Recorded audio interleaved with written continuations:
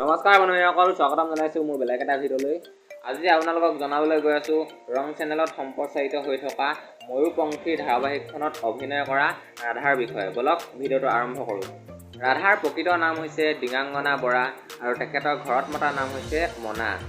তেখেতৰ জন্ম হৈছিল 2002 চনৰ 25 আগষ্ট তাৰিখে চিপাঝাৰত। এইবাৰ ক'বলৈ লৈছোঁ তেখেতৰ পৰিয়ালৰ বিষয়ে। তেখেতৰ পৰিয়ালত মাক, দেউতাক, ভনীয়েক আৰু তেখেতৰ ককাক আৰু আইতাক আছে। তেখেতৰ দেউতাকৰ নাম সুৰেশ বৰা আৰু মাকৰ নাম অৰ্চনা বৰা।